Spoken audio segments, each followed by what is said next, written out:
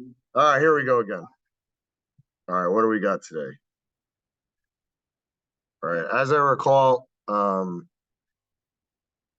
there was one nonsense example that I wanted to go over first that should be very easy.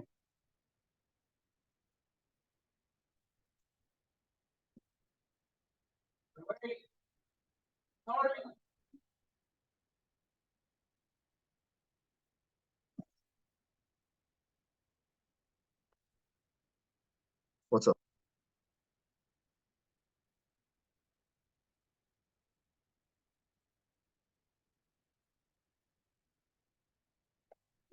Sorry.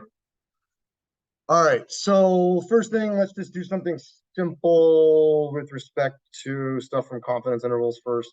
So it says find the point estimate of the proportion of the people wearing hearing aids of a random sample of 898 people, 46 were wearing hearing aids. How would you find the point estimate? So P hat's going to equal to the number of successes divided by N. So 46 over 898, right?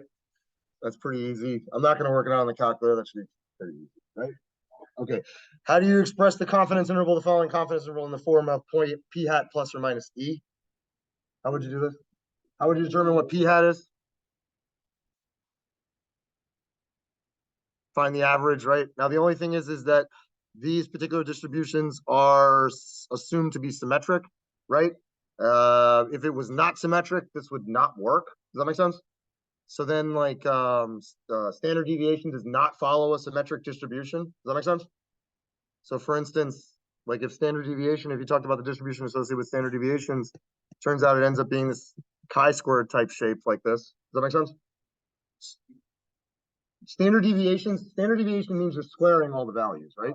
So the problem is that like even if you were to assume that something is normally distributed, right? Then like when you start squaring all of this stuff here, it's going to end up going on that side anyway. Does that make sense? If you took the sample standard deviations or standard deviations from some sort of system or variances, does that make sense? Then the thing is like those values cannot be negative, right? So then the thing is the distribution of those sample statistics, right, would then therefore have to be all like greater than zero. So anyway, I'm just trying to give you an example of something like where it's not like standard deviation, we would not expect it to be zero, right? If it's zero, that means it's not random whatsoever. Is that correct? So like getting this value right here, it should be very improbable. But then the thing is like there's going to be some standard deviation of the system. So then somewhere over here, there's going to be some sort of like average. Does that make sense? All right. So my point is though it's not symmetric. Does that make sense?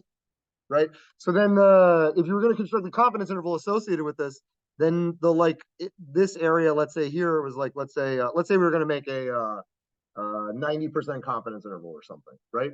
Then if we are going to do a 90% confidence interval, then this interior portion is going to have to be 90%. This part over here is going to have to be like 5% or whatever, right? And then this part's going to have to be 5%. Is that correct? Right? But my point just is that like if the average is somewhere over here, the distance you would have to travel to go in this direction and the distance you have to travel to go in this direction, these would not be the same amounts. Does that make sense? So then so I'm just giving you an example of some distribution where this would happen. Okay. All right. Anyway, how do we determine E in this case?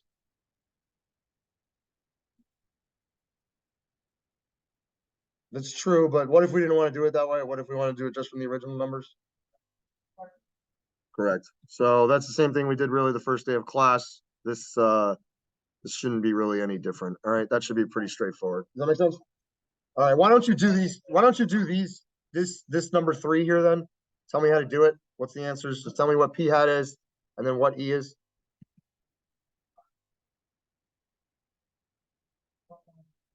You are allowed to use your calculator, so that would be a good usage.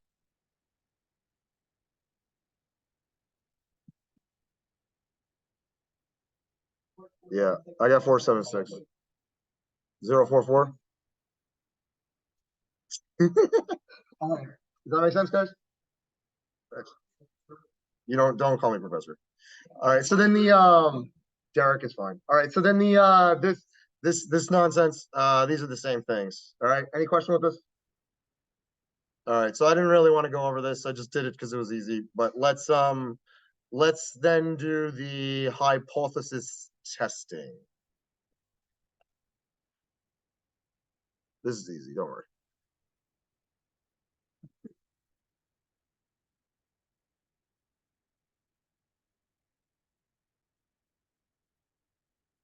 All right. So hypothesis test first.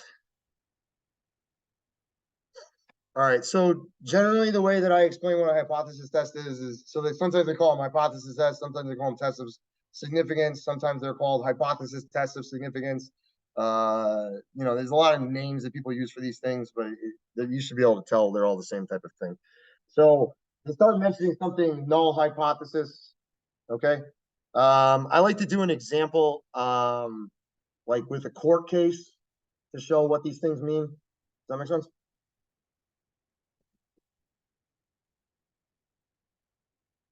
Hello. What's up?